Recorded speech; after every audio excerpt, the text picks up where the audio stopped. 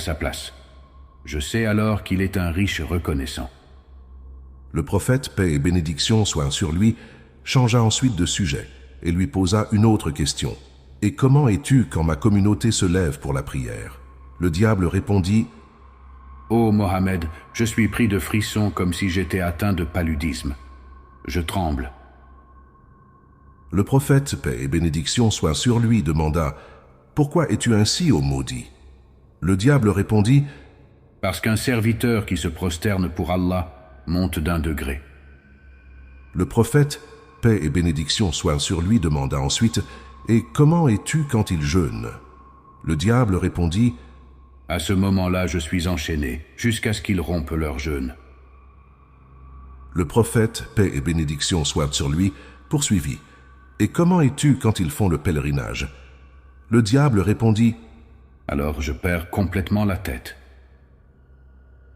Le prophète, paix et bénédiction soient sur lui, demanda « Et comment es-tu quand ils récitent le Coran ?»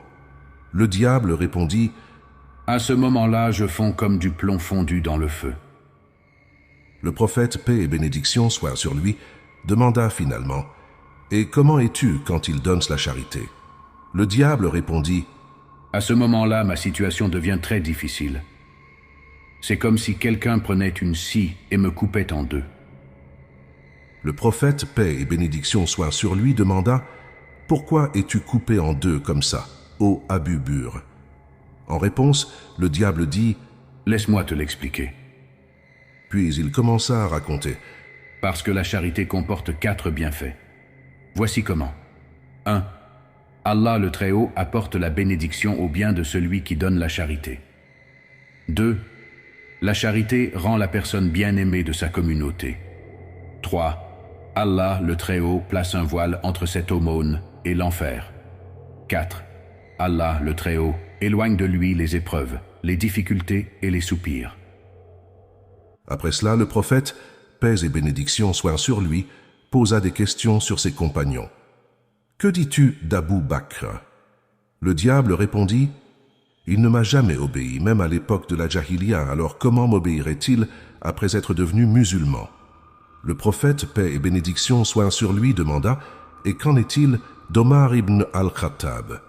Le diable dit « Je te jure par Allah, chaque fois que je le voyais, je m'enfuyais. » Le prophète, paix et bénédiction soient sur lui, demanda « Et qu'en est-il d'Othman ibn Affan ?» Le diable dit « J'ai honte de lui. Même les anges miséricordieux ont honte de lui. » Le prophète, paix et bénédiction soient sur lui, demanda « Et qu'en est-il d'Ali ibn Abi Talib ?» Le diable dit « Ah, si seulement je pouvais m'en débarrasser, si lui et moi pouvions être séparés, si lui me laissait tranquille, je le laisserais tranquille. Mais il ne me laisse pas tranquille. » Le prophète, paix et bénédiction soient sur lui, conclut « Louange à Allah qui a accordé la félicité à ma communauté et t'a laissé en rébellion jusqu'à un temps déterminé. » Après avoir entendu cette phrase du prophète, paix et bénédiction soient sur lui, le diable dit « Hélas, où est la félicité de la communauté? Tant que je serai en vie, jusqu'à ce temps déterminé, comment peux-tu être tranquille pour ta communauté? Je m'immisce dans leurs veines, je me mêle à leur chair. Cependant, ils ne voient pas ma présence et ne le savent pas. Par Allah qui m'a créé et m'a donné un répit jusqu'au jour de la résurrection, je les égarerai tous.